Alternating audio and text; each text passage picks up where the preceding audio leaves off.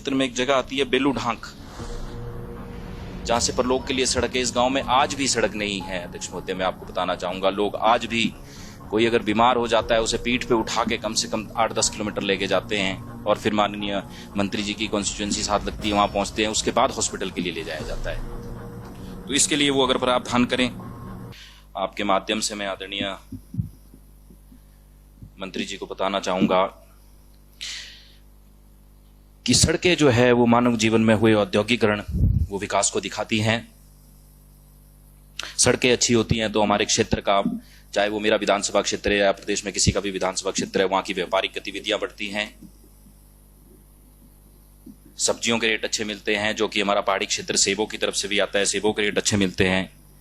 लेकिन मेरे विधानसभा क्षेत्र की सबसे बड़ी विडंबना ये है कि मेरा विधानसभा क्षेत्र आजादी के इतने वर्षों तक भी किसी भी नेशनल हाईवे से नहीं जुड़ पाया है, या कोई भी नेशनल हाईवे वहां से नहीं जाता है। तो सबसे पहले मेरा निवेदन है मंत्री महोदय जी, देखें अगर किसी तरह से इसमें कुछ प्रावधान हो पाए। और उसके बाद बात कही गई कि एक्सीडेंट्स की, जब सड़कें अच्छी नहीं होंगी तो एक्सीडेंट की संख्या वो जो है वो ज्यादा हो जाती है। हर दिन जो है हमारे हिमाचल प्रदेश में एक्सीडेंट से 3 लोग जो हैं वो मर जाते हैं, मृत्यु को प्राप्त हो जाते हैं। और इसी के ऊपर मैं बताना चाहूंगा कि हमारे विधानसभा क्षेत्र में तत्तापानी से लेकर बखरौट तक की एक सड़क है, जो कि आजादी के इतने वर्षों बाद भी वो सबसे मेन सड़क है करसोग विधानसभा क्षेत्र के लिए। अगर हम यहाँ शिमला से भी जाते हैं, आपके तो साथ लगती कॉन्स्टिट्यूएंसी है, पड़ोसी हैं आप, वो जो सड़क है उसकी जो लेंथ है वो 5.5 मीटर है। तो मेरा आपसे निवेदन है कि उस सड़क को थोड़ा चौड़ा किया जाए। और वही एक सड़क है जिसमें कि करसोग विधानसभा क्षेत्र में सबसे ज्यादा एक्सीडेंट्स हुए हैं। अभी तक कम से कम एक्सीडेंट की संख्या वहां पे इतनी ज्यादा है, हर 2-3 महीने में, हर महीने में कोई ना कोई एक्सीडेंट होता है। तो उस सड़क में जो है क्रैश बैरियर लगाने का मेरा आपसे एक निवेदन है कि ताकि जो है एक्सीडेंट की संख्या जो है बहुत कम हो जाए। अगर हम पूरे रोड पे नहीं लगा सकते, जो कि ब्लैंक स्पॉट्स है, कुछ कोई एरिया ऐसा है कि जहां पे इसकी बहुत ज्यादा जरूरत है। उसके बाद मैं मंत्री महोदय आपका ध्यान ले जाना चाहूंगा, हमारे विधानसभा क्षेत्र में एक गांव आता है तलैंड, उस गांव में आज भी सड़क नहीं है। और उस गांव के लिए सड़क का जो कार्य है वो चुनाव से पहले ही बंद हुआ है, और 2-3 किलोमीटर का जो है वो सड़क बची है। हमें ये समझने की जरूरत है कि आजादी के इतने वर्षों के बाद भी वहां पे सड़क नहीं है। तो इसका कार्य अभी है जो ये ज्यादा 1-1.5 किलोमीटर है, आपसे निवेदन है कि इसे पूरा किया जाए। और हिमाचल प्रदेश को जो है वो देवभूमि कहा जाता है, और इसी संदर्भ में अगर हम करसोग की बात करें तो महाभारत के बहुत से प्रमाण वहां पे मिलते हैं। इसी संदर्भ में हमारे विधानसभा क्षेत्र में एक देवदेवगी का मंदिर आता है, जिन्हें गुरु द्रोणाचार्य जी के नाम से भी जाना जाता है। वहां तक के लिए भी आज तक सड़क नहीं है।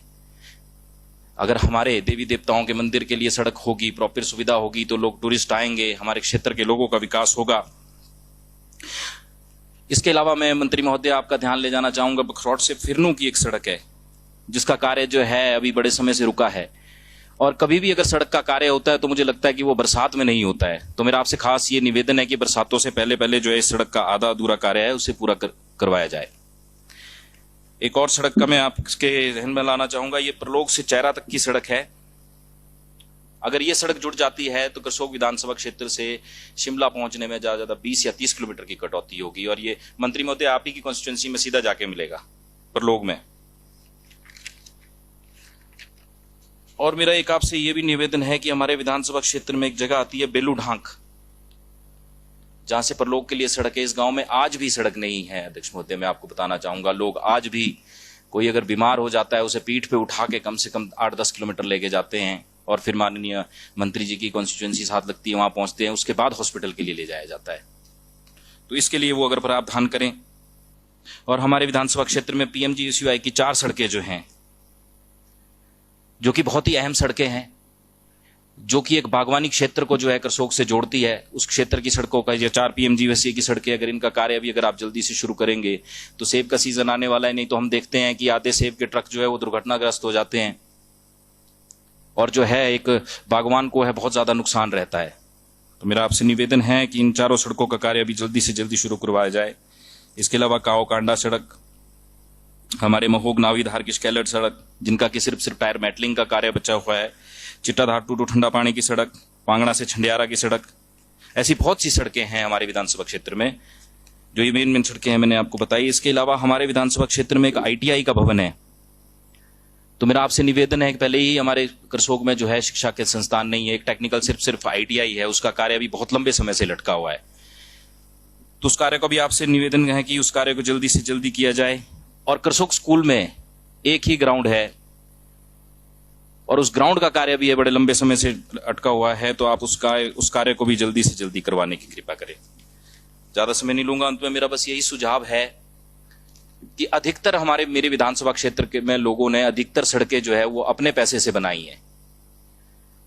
और बरसात के मौसम में सबसे बड़ी दिक्कत ये आती है कि वो सड़कें तो उन्होंने अपने पैसे से बना ली है, चाहे वो प्राइवेट लैंड हो चाहे फॉरेस्ट लैंड हो, कैसे ना कैसे करके लोगों ने अपने लिए सड़कों का प्रावधान किया है।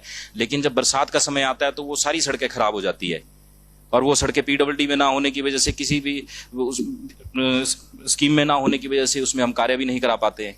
तो मेरा मंत्री महोदय आपसे निवेदन है कि इन सड़कों की संख्या हर विधानसभा क्षेत्र में अगर आप देखेंगे बहुत ज्यादा है, तो इसके लिए कुछ ऐसे प्रावधान किए जाएं ताकि लोगों को जो है हम ये सड़कें जल्दी से जल्दी पक्का करा के दे सकें। बाकी अध्यक्ष महोदय आपने मौका दिया, धन्यवाद।